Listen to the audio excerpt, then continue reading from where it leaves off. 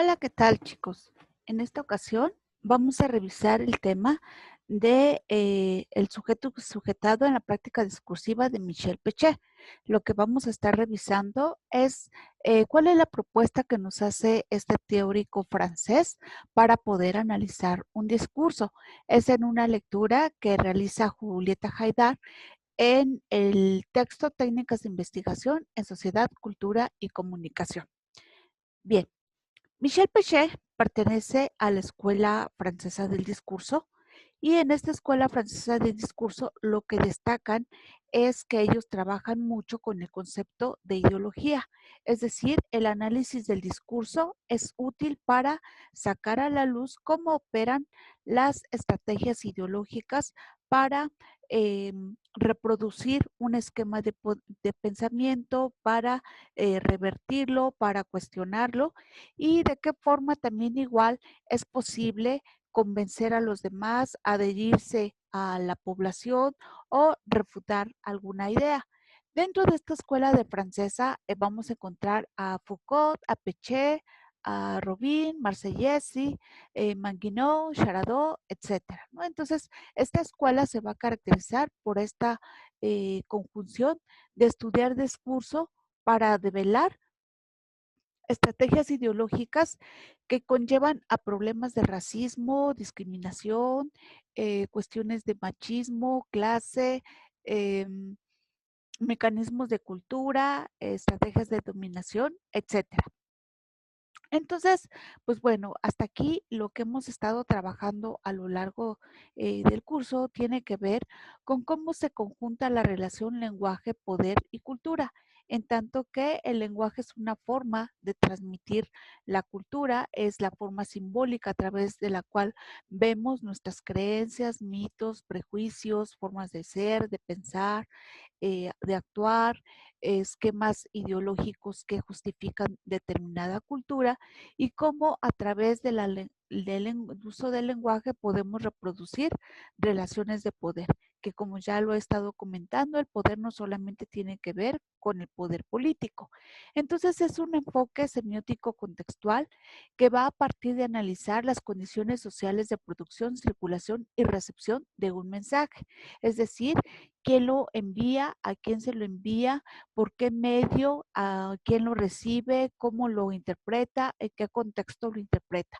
Y diferencia estas tres etapas. Una etapa es en qué condición, en qué situación lo produce, en qué momento se pone en circulación y en qué momento se pone o es recibido el mensaje por el receptor. Entonces, cuando uno se acerca a estas tres esferas, lo que va a hacer es construir y deconstruir el significado en un contexto socialmente estructurado, es decir, en un país, en un lugar, en un tiempo, en un espacio. Esa es la idea que ellos va a trabajar la Escuela Francesa del Discurso. Ustedes recordarán que el concepto de ideología está muy vinculado a la falsa conciencia.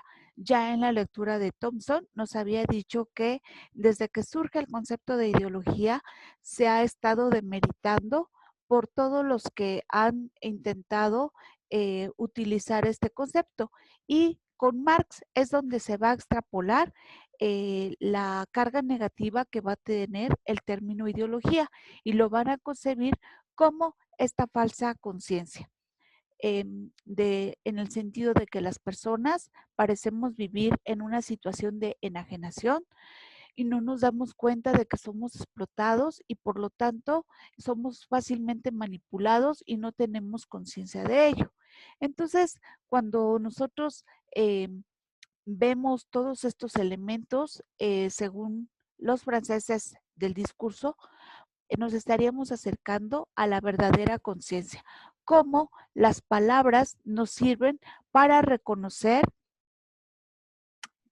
quién es el otro, cómo lo convenzo, qué estrategias implemento a través de las palabras y cómo estas palabras van a tener un sentido en determinada situación y tienen este poder persuasivo.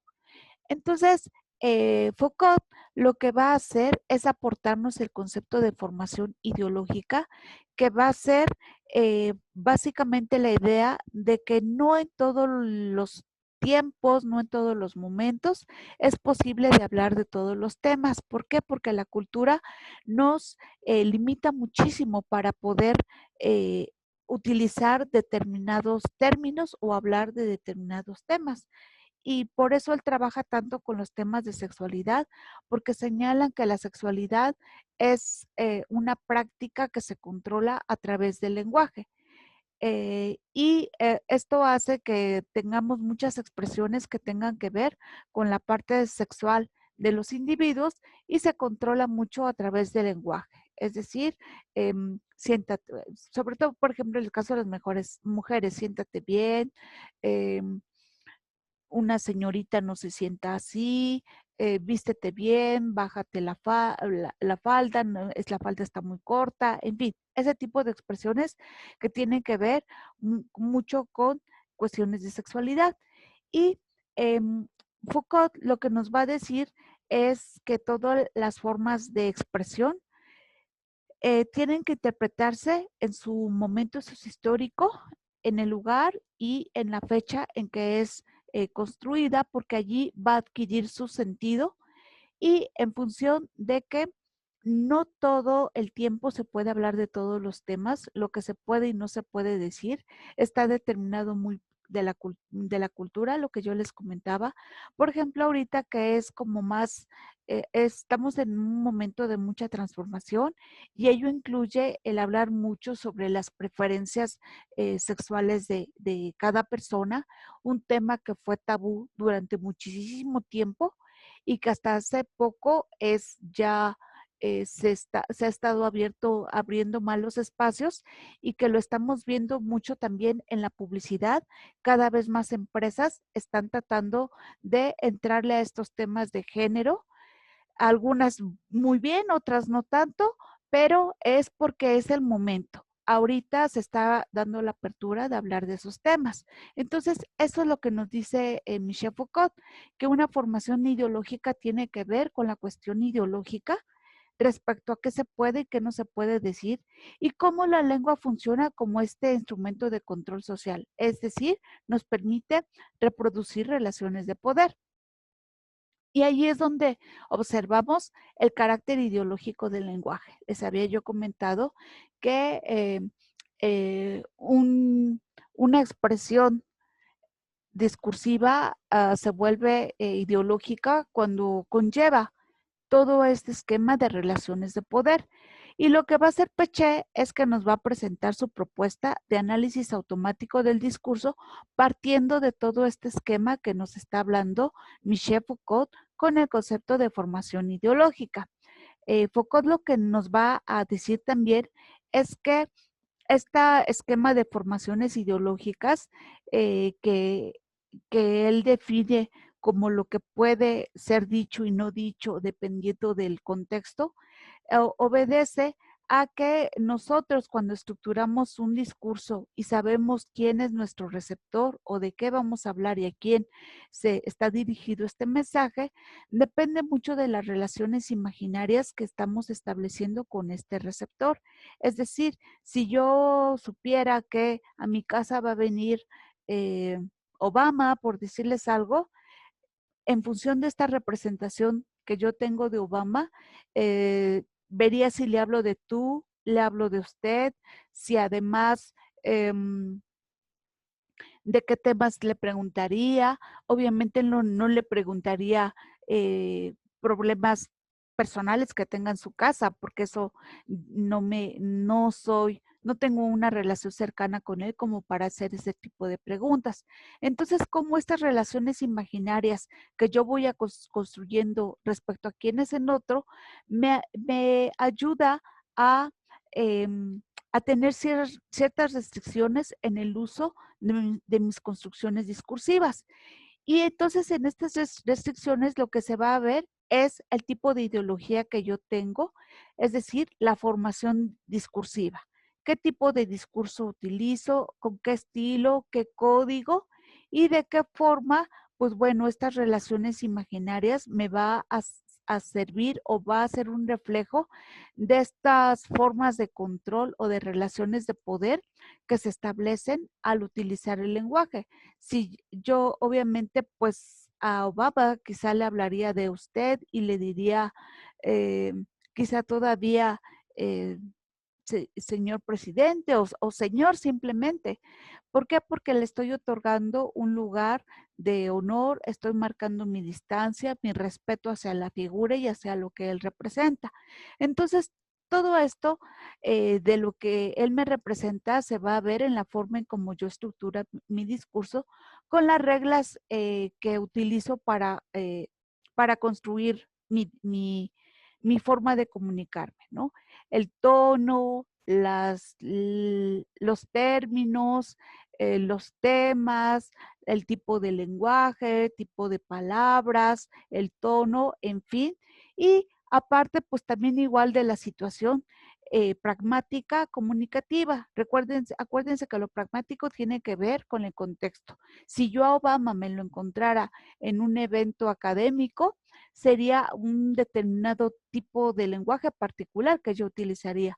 Pero por decirle, si lo invito a comer a mi casa y a lo mejor, pues ir, le demuestro mi respeto, pero tengo como una relación más cercana, seguramente el tipo de discurso que estructuraría sería diferente por esto, por las relaciones imaginarias.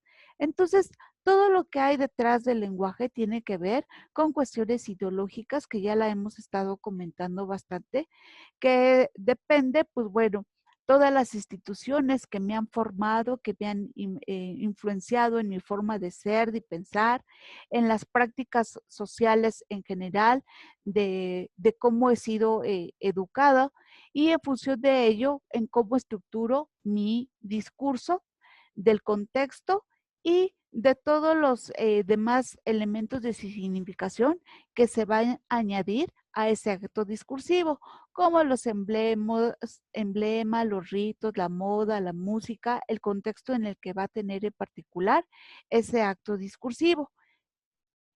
Entonces, eh, Peché va a seguir esta línea de estudiar la formación social, también conocida como formación discursiva o formación ideológica, que nos va a llevar a ver cómo a través del discurso yo reflejo mi condición de clase, reflejo a qué clase social pertenezco, el lugar que ocupo dentro de la estructura social, um, mi forma de ser, mis antagonismos, mis creencias, mi ideología, mi forma de ser y de pensar. Es decir, yo les hablo a ustedes como alumnos, entonces yo sé que tengo aquí una estructura de clase porque soy su profesora, pero también igual soy ciudadana y el mejor si me los encuentro en el metro, el diálogo y la interacción sería diferente porque estamos fuera de la escuela, ¿no? Entonces, todo ese tipo de condiciones de los espacios, el rol que estoy desempeñando va a influir en la forma en cómo voy estructurando mi discurso. Por eso la formación ideológica tiene que ver con esto, con los aparatos de la hegemonía o la posición ideológica de clase que yo ostento dentro de una sociedad, ya sea que soy maestra, mujer, ciudadana, amiga, hermana, soy compañera de, y todo eso va a hacer que yo estructure mi lenguaje y mi discurso de acuerdo a esto, a mi posición de clase que voy a tener. Y por eso una posición o estructura de clase, el lugar que yo tenga allí, se va a reflejar también en una posición ideológica. Por eso, este tipo de formaciones discursivas pueden estar muy estrechamente en relación con prácticas de alianza, compromiso, antagonismo, porque parten mucho de cómo es mi forma de ver la vida, ¿no? Mi posición de clase como clase trabajadora me hace cuestionar mucho el por qué no tenemos mejores trabajos, mejor condición de vida, mejor salario, en fin, porque responde al lugar que ocupo en la estructura social y por eso tengo un determinado posicionamiento de clase.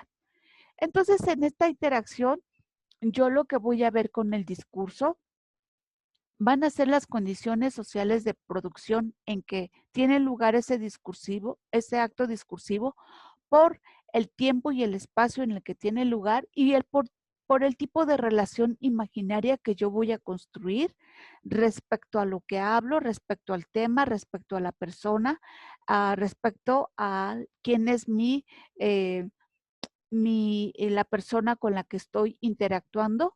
Eso es lo que va a influir en la forma en cómo estructure el discurso. Y por eso, dependiendo de esta relación imaginaria que yo establezca, va a ser el tipo de código que yo voy a seleccionar para poder construir mi mensaje. Por eso el discurso, aquí ustedes tienen distintos términos.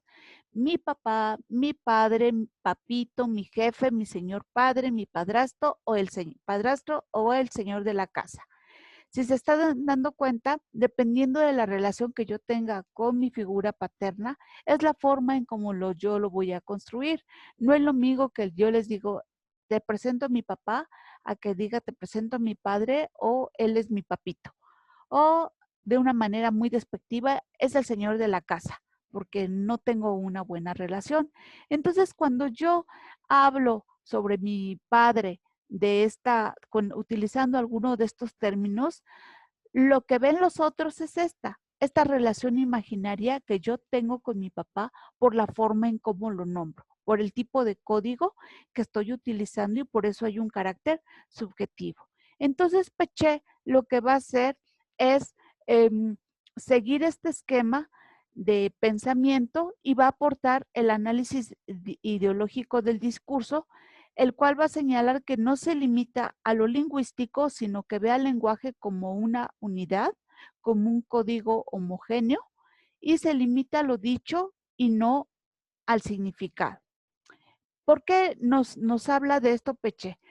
Porque él cuando construye su modelo de análisis va a ser el boom del análisis del contenido. Es decir, todo mundo y en todos lados se van a estar haciendo trabajos de análisis de contenido. Acuérdense, análisis de contenido es contar palabras, contar temas, contar actores, contar tiempo, etcétera. Y todo el mundo estaba realizando este tipo de estudios. Por eso él, viendo que hay este boom, va a criticar que este tipo de trabajos y va a decir que no son la panacea, ojo, porque son solamente, se limitan mucho al terreno lingüístico, porque ve al lenguaje como una unidad, como un código homogéneo, es decir, no lo ubica en contexto y no permite ver que una palabra significa según el contexto en el que fue dicho. Y aparte de que se limita mucho a lo que se dice y no al sentido o al significado que puedan tener estas palabras. Entonces, por eso, él viendo que hay este boom y teniendo esta influencia de de Foucault, en el sentido de que el lenguaje es transmisor de ideología y cuando nosotros analizamos un discurso nos acercamos a la dimensión discursiva, a la formación social o formación ideológica de un discurso, él va a aportar esta visión de las relaciones imaginarias. Es decir, a través de mi discurso, yo reflejo qué relaciones imaginarias tengo con mi entorno según mi cultura, según mi ideología y según mi contexto sociohistórico. Por eso para él le va a importar de qué forma este discurso se construye en función de quién lo dice, a quién lo dice y en qué contexto, por las relaciones imaginarias que van a mediar este tipo de producción discursiva. Por ejemplo, eh, los bomberos casi en todos los países tienen una representación muy positiva. No vemos a un bombero que pueda estar como en actos de corrupción, cosa que sí ocurre mucho con los policías. Entonces, nuestra relación imaginaria con los bomberos es que son como héroes y por eso cuando tú le preguntas a un niño, ¿qué quiere ser de grande? Muchos te van a decir que quieren ser bomberos, porque la relación imaginaria que tienen con los bomberos es esta, de tener esta representación de héroes y por eso ser algo aspiracional por la relación imaginaria que los niños tienen acerca de los bomberos. Ahorita, por ejemplo, algo que está pasando mucho en nuestro país, nosotros tenemos estas relaciones imaginarias de la pandemia y esta relación imaginaria de la pandemia con los médicos, con las enfermeras y con todo el personal de salud. Y entonces, si entran a las redes sociales, se van a dar cuenta que hay dos tipos de discurso. Este tipo de discurso que denuncia de que los trabajadores de salud son objetos de agresión y estos otros tipos de discurso que los están construyendo desde la heroicidad y están tratando de mitificarlos, ¿no? Entonces, ¿qué posicionamiento vamos a reflejar nosotros? Pues dependiendo de esto, de la relación imaginaria que nos representa un médico o una enfermera. ¿Por qué son agredidos? Pues porque para la gente les representa una amenaza de que los van a contagiar y están esparciendo el virus, mientras que para otro sector de la población, los médicos son dignos de respeto por el esfuerzo que están haciendo en la situación actual. Entonces, el discurso va a estar mediado por esta relación imaginaria que yo voy a estar estableciendo. Los sujetos, ya sea individuales o colectivos, socioculturales o psicológicos, van a establecer estas relaciones sociales y van a representar a las personas, a los lugares, en función de esta formación ideológica que traen por cultura. Y entonces, toda esta formación ideológica que cada quien tenemos va a influir en la representación que tengamos de los temas, de las personas, los lugares, los actores de los que estemos hablando, y en función de ello es que vamos a construir nuestro discurso. Es decir, tenemos un sujeto que está allí presente en el discurso, pero dependiendo de cómo yo lo nombro, pues es toda la parte psicológica, ideológica y cultural que le voy a estar yo otorgando. Remítanse al ejemplo que les decía yo de cómo les presentaría yo a mi papá si yo les digo, es que él es mi jefe, ¿no? Eh, habrá quien pensaría que es mi jefe laboral, pero yo así le digo a mi papá, ¿y qué les estoy dando el lugar con eso? De que, pues le estoy dando el lugar de que él todavía es quien me manda, ¿no? Entonces, todo, según como yo nombre, como yo construya, es toda la parte psicológica, afectiva, emotiva, social, cultural, imaginaria que yo voy a estar reflejando a través de lo que yo voy diciendo. Entonces, otro ejemplo aquí lo puedo ver. El subcomandante Marcos, ¿es transgresor o luchador social? Pues puede ser las dos cosas, dependiendo de qué lado yo esté y cómo lo quiera yo ver. Si estoy del lado de la derecha, diré que es un transgresor, pero si estoy a favor de los movimientos sociales, diré que es un luchador social, ¿no? Entonces, yo lo puedo nombrar de las dos formas, dependiendo de esto, de mi ideología. E igual también, para Salinas de Gortari, seguramente es un transgresor, no un luchador social.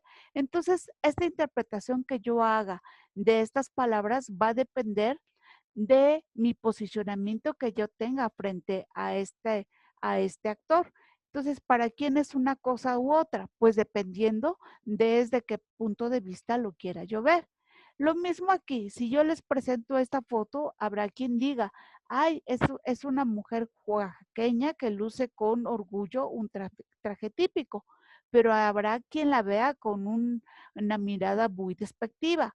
¿Qué hace eso? Pues bueno, toda mi ideología que yo traigo detrás por cultura que me hace ser racista, clasista, homofóbica y demás, ¿no? Entonces, todo esto de la ideología me permite ver que detrás hay relaciones sociales y hay relaciones imaginarias. Si yo igual veo fotos de Margarita Zavala y de la gaviota, e igual también habrá quien diga qué señoras tan elegantes, tan bien vestidas, le dieron mucha clase a la presidencia, pero habrá quien diga también que fueron mujeres que fueron cómplices de los robos de sus esposos. Entonces, todo esto va a depender, la mirada que yo tenga de estos dos eh, o estos tres personajes que les presento, depende de mi posicionamiento de sujeto en mi lugar de clase por el lugar socioeconómico que yo ostento y los intereses de clase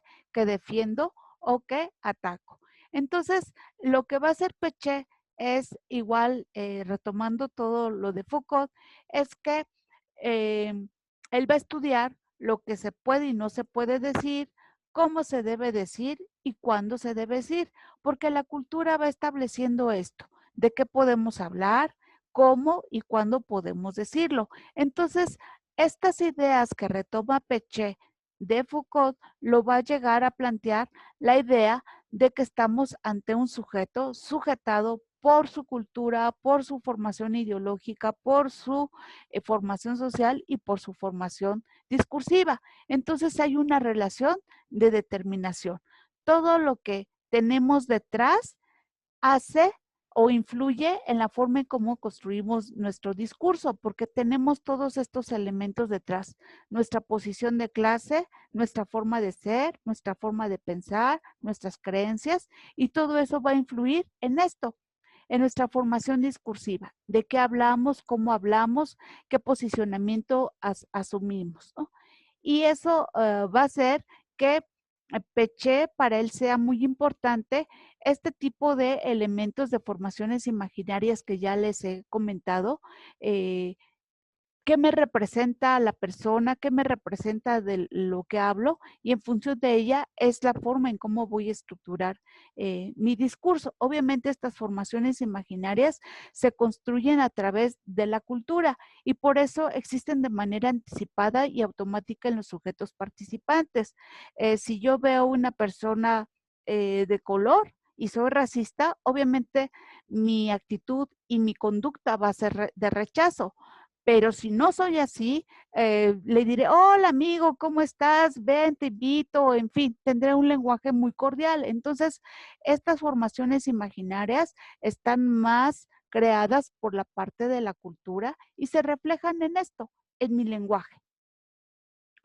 Entonces, Peché lo que va a proponer es un esquema que le va a denominar análisis automático del discurso. Acuérdense que les había yo dicho, él construye esta propuesta como en los 80s y él va a estar en contra de que todo el mundo esté haciendo análisis cuantitativo, análisis de contenido, y él va a decir, no, es que también es importante ver la parte contextual, cultural e ideológica, y va a proponer este este esquema de análisis que es muy también desde la lógica matemática a través de estas preposiciones que él va utilizando a través de la lógica y que si no queremos complicarnos tanto, se reducen a estas preguntas. ¿Quién soy yo para hablarle así? ¿Quién es él para que yo le hable así? ¿De qué le hablo así? ¿Quién soy yo para que él me hable así? ¿Quién es él para que me hable así? ¿Y de qué me habla así? Si se dan cuenta, estas preguntas a lo que nos lleva es a estas relaciones imaginarias, ¿no? Si ella es mi mamá, yo sé que puedo hablarle solamente de determinadas cosas, quizá no todos los temas, y que tengo que utilizar un determinado tipo de lenguaje. Si fuera mi amiga, sería muy diferente la forma en cómo yo me podría comunicar. Por eso, las relaciones imaginarias las podemos ver a través de el análisis de este tipo de preguntas.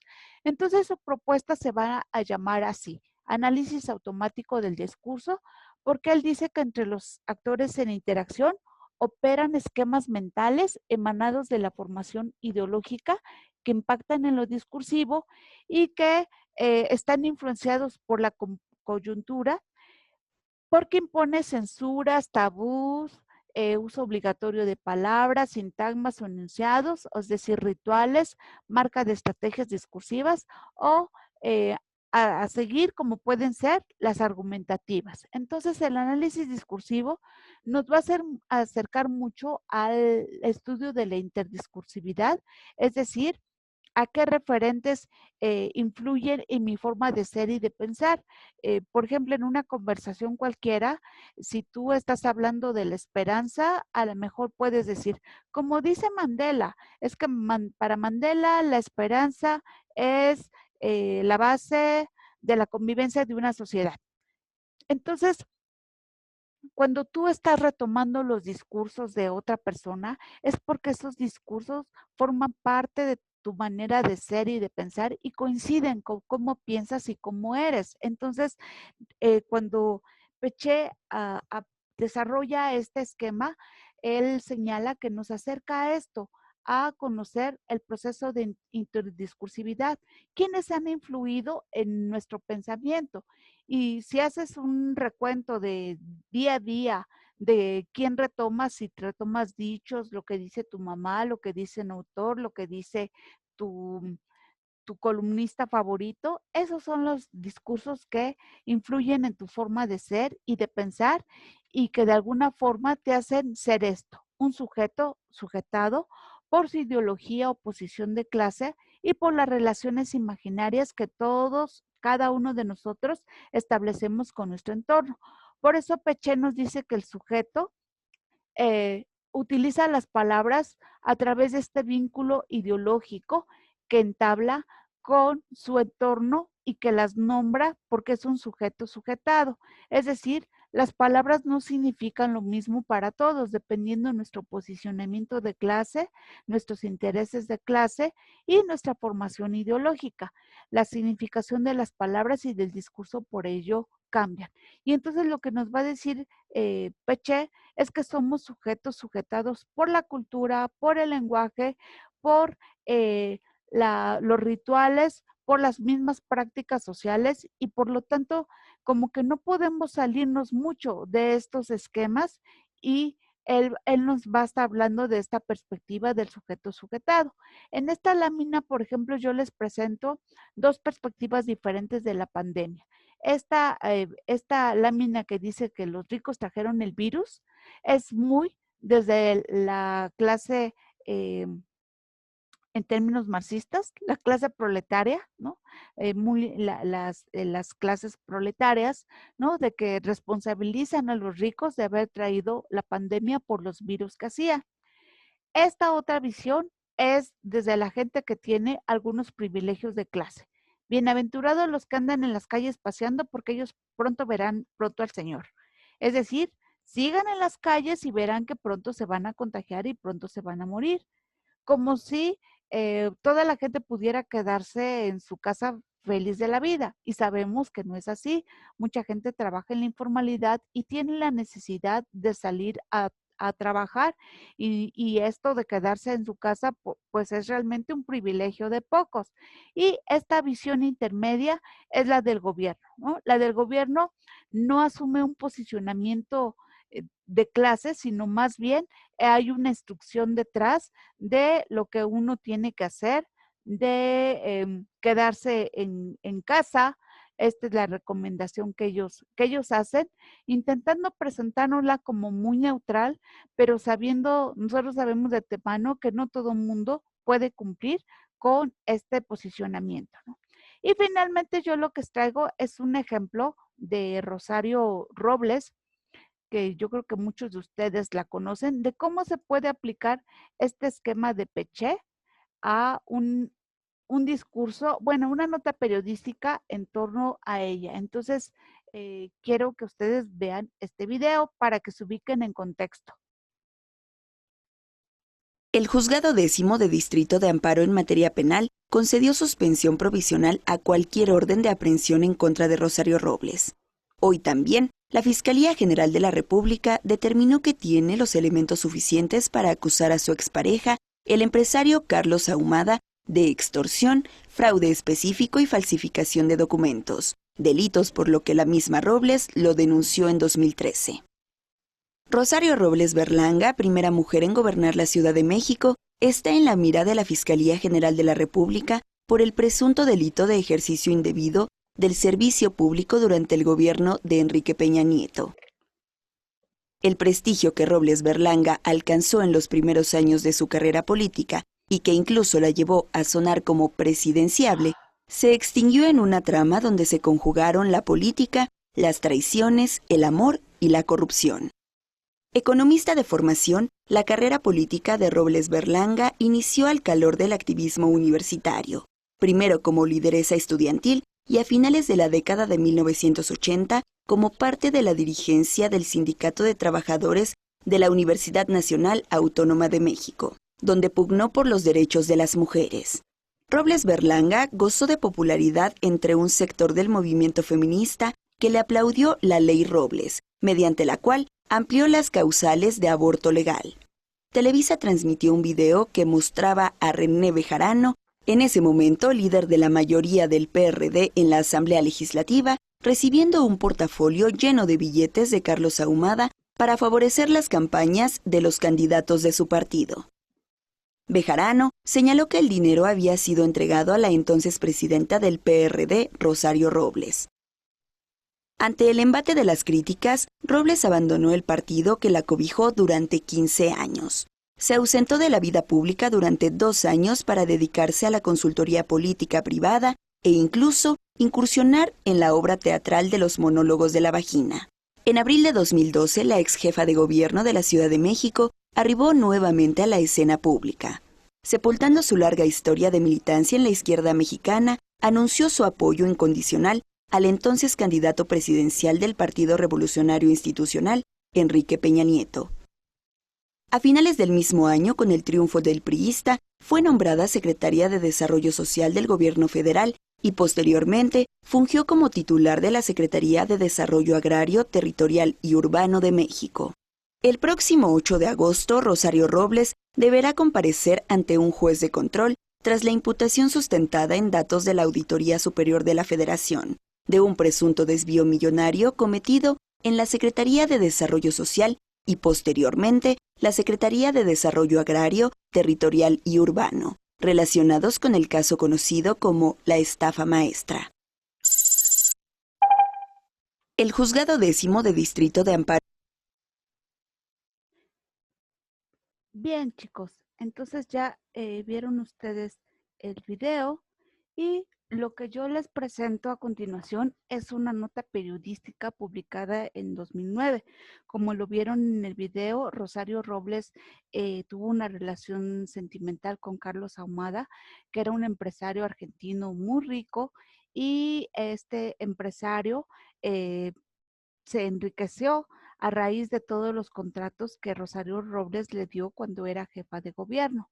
Entonces, después surgió lo de las ligas de Bejarano, Ahumada fue detenido y en este inter, pues obviamente la relación sentimental se rompió y él publicó un libro en 2009 en donde decía que Rosario Robles tenía un vínculo muy cercano con Salinas de Gortari y que pues ellos también igual estaban involucrados en esto que se le denominó los videoescándalos, ¿no? Entonces, el texto dice así, se los leo muy rápido.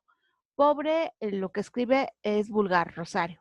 Pobre Carlos, dijo Rosario Robles sobre el libro que escribió su excompañero sentimental, Carlos Amada, quien asegura que la jefa de quien asegura que la ex jefa de, perdón, quien asegura que la ex jefa de gobierno capitalino estuvo vinculada en el caso de los videoescándalos. Cuánto resentimiento, cuánto rencor, cuánta frustración debe haber en él para escribir algo tan vulgar y tan fantasioso, declaró Robles Berlanga, a quien Ahumada incluye en su libro Derecho de réplica.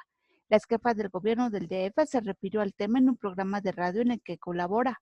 Debatir con eso es difícil, señaló, pero acepta que se reunió con Carlos Salinas de Gortari y que no solo le colocó la banda presidencial, sino que se la obsequió.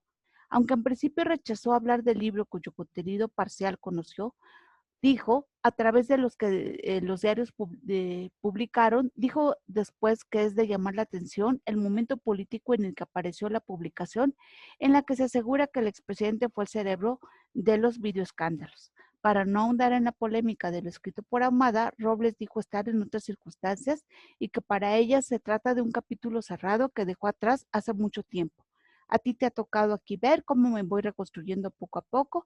Me has visto en momentos de mucha vulnerabilidad y hoy estoy fuerte. Me siento libre, siento que pasé por un momento muy difícil con mucha dignidad, le dijo al conductor del noticiero, José Cárdenas, quien le preguntó sobre el tema. Rosario Robles aseguró que en su carrera política jamás se lo dio a nadie y que enfrentó la injuria y la difamación dando la cara Según la ex jefa de gobierno, las cosas se aclararon, cayeron por su propio peso, pero no precisó a qué asunto se refería. Y seguirán cayendo, puntualizó la experredista. Se le recordó la declaración que ella misma hizo sobre su gran error, sobre que su gran error fue enamorarse del hombre equivocado, a lo que comentó con mayor razón cuando escucho tanta bajeza, tanta vulgaridad y tanta ruindad. Creo que lo único que evidentemente a mí me queda de lección de todo esto es que ya pasó, ya quedó atrás. Yo ya soy una mujer que de eso está absolutamente libre. Aceptó que su hija Mariana sí leyó el libro la noche del miércoles. Derecho de réplica salió a la venta ayer, jueves, con avidez. Bien, esta es una nota periodística y lo que yo quiero que vean es cómo aplicaríamos el modelo de Peché a este texto. Entonces, es un cuadro que está dividida en 3 preguntas. ¿Se acuerdan que las preguntas que les había comentado de Peché? El quién soy yo para hablarle así, quién es él para que yo le hable así y de qué le hablo así. Solamente seleccioné estas 3 preguntas de las otras que Peché plantea y lo que hice fue ir ubicando en el texto cómo es que Rosario Robles aparecía en este texto. Entonces aparece Rosario Robles, declaró Robles Berlanca, rechazó hablar del libro, dijo después que dijo después que es de llamar la atención el momento político. Robles dijo estar en otra circunstancia, para ella se trata de un capítulo cerrado que dejó atrás hace mucho tiempo. A ti te ha tocado aquí ver cómo me voy reconstruyendo, me has visto en momentos de mucha vulnerabilidad, yo hoy estoy fuerte, me siento libre, siento que pasé por un momento muy difícil. Rosario Robles jamás denudé a nadie y que enfrentó la injuria y la difamación dando la cara, ex jefa de gobierno, experredista. Su gran error fue enamorarse del hombre equivocado. Yo ya soy una mujer que de esto está absolutamente libre. Aceptó que su hija Mariana. Queda de lección de todo esto es que ya pasó, ya quedó atrás. ¿Quién es él para que yo le hable así? Es decir, los sujetos que aparecen en este discurso, que son 2, que es Ahumada y José Cárdenas, el conductor que le hizo la entrevista. Ahumada es obviamente de quien más habla y dice, pobre Carlos, su compañero sentimental, Carlos Ahumada, quien asegura que la ex jefa del gobierno capitalino estuvo vinculada en el caso de los videoescándalos, a quien Ahumada incluye en su libre derecho de réplica. Cuánto resentimiento, cuánto rencor, cuánta frustración debe haber en él para escribir algo tan vulgar y tan fantasioso. Lo escrito por Ahumada, al conductor del noticiero José Cárdenas, quien le preguntó sobre el tema, el hombre equivocado, cuando se refiere a Ahumada, sobre el libro que escribió Carlos Ahumada. ¿Y de qué le habló así? Habló sobre el libro que escribió Carlos Amada, del resentimiento, el rencor, la frustración, su libro Derechos de réplica. En principio rechazó hablar del libro, cuyo contenido parcial conoció, dijo, a través de lo que los diarios publicaron.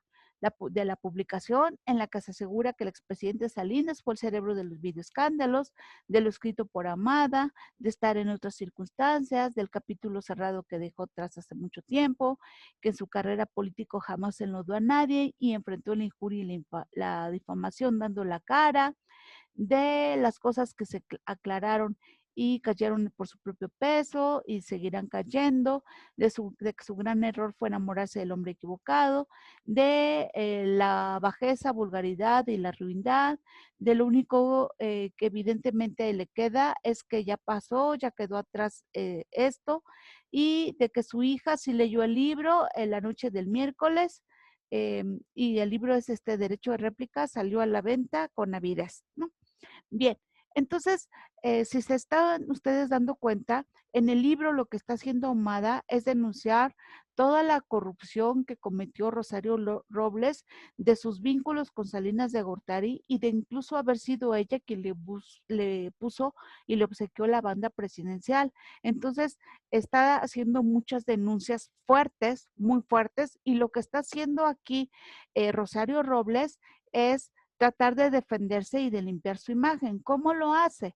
Y si aplicamos este esquema, si se dan cuenta, todo lo que aparece de quién es ella, aparece como mujer, como los cargos políticos que tuvo y fundamentalmente del tema del que le están hablando, lo sitúa solamente en la esfera emocional, sentimental, porque lo presenta como una situación de despecho. Ahumada está tan despechado y tan ardido que lo único que está haciendo es echar tierra porque está muy dolido, pero no habla y no aclara todos los puntos que Ahumada está denunciando en ese libro, ¿no? Entonces, esta es la estrategia que utiliza Rosario Robles para salir de todos estos cuestionamientos. Reduce esta problemática tan difícil a un conflicto de pareja y saca todo lo que tiene que ver con las denuncias tan graves que aparecen ahí en el libro, y por eso Carlos Ahumada, en esta columna de quién es él, aparece solamente, ni siquiera como empresario, como su excompañero sentimental, despechado, herido y alguien que está pues bastante dolido. Y todos los temas que se hablaron allí sobre ello, los reduce al punto de ser meramente chismes sin comprobar, porque provienen de un hombre despechado. Y entonces, esa es como una parte de la utilidad que ustedes pueden verle al esquema de Peché, retomando estas preguntas que habíamos visto sobre quién soy yo para hablarle así, quién es él para que yo le hable así, de qué le hablo así, quién soy yo para que él me hable así, quién es él para que me hable así y de qué me habla así, donde operan todas estas relaciones imaginarias que ya les expliqué. Espero que me hayan comprendido y que les sea útil esta explicación del modelo de análisis automático del discurso de Michel Peché. Muchas gracias.